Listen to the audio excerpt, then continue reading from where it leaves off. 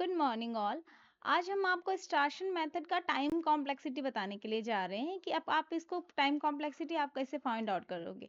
आपको पता है कि ये आपने जो प्रोग्राम लिखा है वो प्रोग्राम आपने रिकर्सिव मेथड से लिखा है। अगर आपने रिकर्सिव मेथड से कोई प्रोग्राम लिखते हो तो उसका जो मैथमेटिकल इक्वेशन बनेगा वो आपका रिकर्सिव मैथमेटिकल इक्वेशन बनेगा।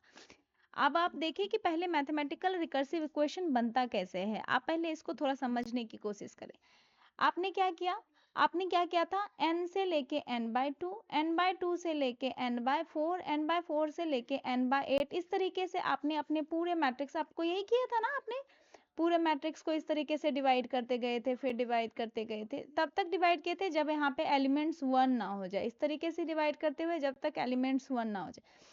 और 1 पे जाके आपको क्या हुआ, कोई ना कोई इंटीजर मिला, जैसे कि आपको 3 मिला, 3 इंटू 4 आपने डायरेक्ट 12 लिखा, इस तरीके से। तो आपके एक इंटीजर और एक इंटीजर का नॉर्मल मल्टीप्लिकेशन आपने किया, नॉर्मल मल्टीप्लिकेशन किया है तो इसका टाइम कांस्टेंट हो गया। अगर इसका टाइम कांस्टेंट हो गया है तो आप कह सकते हो कि अगर n इक्वल टू 1 है तो आपका ये क्या हो जाएगा, 1 हो जाएगा। ठीक है। और दूसरी बात आप देखिए, आपको क्या करना है कि आपने क्या किया है, पूरा ध्यान से देखिए, आप कितनी बार 1 2 3 4 5 6 7 7 आप मैट्रिक्स निकाल रहे हो। 7 आप हर a इंटू बी करने में, ध्यान से समझे, हर a इंटू बी करने में आपने कितना मैट्रिक्स निकाला है, 7 मैट्रिक्स निकाला। और 7 मैट्रिक्स किसका निकाला है आपने, 7 मैट्रिक्स हर बार n से लेके, n से अगर आप n/2 में जा रहे हो, जब भी एक्सट्रैक्शन रिकर्शन कॉल कर रहे हो तो आप ये काम कर रहे हो।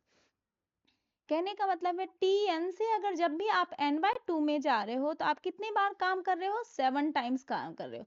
तो आप इस तरीके से लिख रहे हो, tn से अगर हम जितनी बार भी tn/2 में जा रहे हैं तो हमको ये काम कितनी बार करना पड़ रहा है, 7 टाइम्स करना है। लेकिन इसके साथ साथ सिर्फ आप ये नहीं कर रहे हो, इसके बाद आप क्या कर रहे हो कि हर m1 को निकालने के लिए आप देखिए, 1 एक बार एडिशन किया, 2 बार एडिशन किया, यहाँ पे आपने 2 बार एडिशन किया, यहाँ पे आपने एक बार एडिशन किया, यहाँ पे आपने एक बार सब्सट्रैक्शन किया। देखिए, मैट्रिक्स एडिशन हो या सब्सट्रैक्शन, टाइम कॉम्प्लेक्सिटी दोनों का n स्क्वायर ही होता है। आपको पता है कि जो अगर हम लोग एडिशन करें या सब्सट्रैक्शन करें, दोनों की टाइम कॉम्प्लेक्सिटी n स्क्वायर है। तो ये हमारा क्या है, 1 है, ये हमारा क्या है, फिर से 1 है, ये हमारा क्या है, 2 बार। आई मीन कि एक प्लस है एक माइनस है तो 2 बार, एक बार ये माइनस है ये प्लस है 2 बार। अब इसको काउंट करते हैं। ये आपका देखिए 1 2 3, यहाँ पे आपने 3 टाइम्स किया, यहाँ पे किया 1 टाइम्स किया, यहाँ पे 1 टाइम्स किया, यहाँ पे आपने क्या किया, 1 2 3 3 टाइम्स किया। तो आप अगर काउंट करते हैं तो आप देखिए 2 1 3 4 5 6 6 2 8 8 2 10, ये कितना हो गया, 10 टाइम्स आपने मैट्रिक्स को एडिशन या सब्सट्रैक्शन किया है।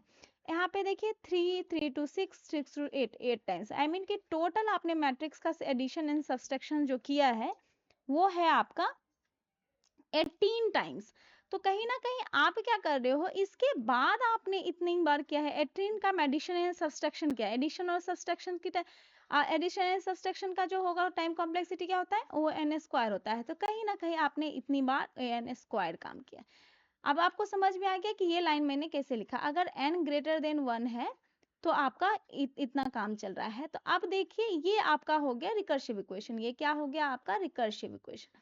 रिकर्सिव इक्वेशन आपका है ये किसका, एक्सट्रैक्शन मेथड का। एक्सट्रैक्शन मेथड का ये आपका क्या हो गया है, रिकर्सिव इक्वेशन। अगर ये रिकर्सिव इक्वेशन है तब आपको क्या निकालना है, इसका आपको निकालना है टाइम कॉम्प्लेक्सिटी। अब टाइम कॉम्प्लेक्सिटी कैसे निकालोगे, टाइम कॉम्प्लेक्सिटी देखिए आपको कितने किस तरीके से बताया गया है कि टाइम कॉम्प्लेक्सिटी निकालने के आपके पास कितने तरीके हैं, दो तरीके हैं। दो तरीके हैं कि आप क्या कीजिए, टाइम कॉम्प्लेक्सिटी निकालने, सब्स्टिट्यूशन मेथड, और दूसरा तरीका है आपका मास्टर मेथड।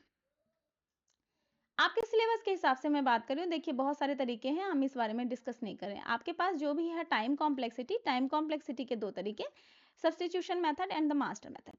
अब हम इसको क्या करेंगे, मास्टर मेथड से इसको सॉल्व करेंगे, क्योंकि आपको पता है कि अगर कोई भी tn, अगर आपका a n by b, I mean कि a t n by b के फॉर्म में है और ये फंक्शन के फॉर्म में है, अगर कभी भी इस तरीके का फॉर्म है और अगर इसमें से आप देख रहे हो कि a अगर ग्रेटर देन इक्वल टू 1 है और b ग्रेटर देन 1 है, तो अगर ये फंडा काम का आता है तो आप मास्टर मेथड अप्लाई कर सकते हो। और हम इसमें देख रहे हैं कि जो आप क्या है, ये आपका 7tn/2 है। आई मीन कि आपका ये भी b 1 से बड़ा है और ये a भी 1 से बड़ा है।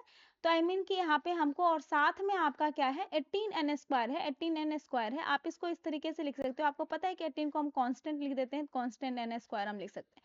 तो आपका फंक्शन क्या बन रहा है, फंक्शन बन रहा है आपका cn²।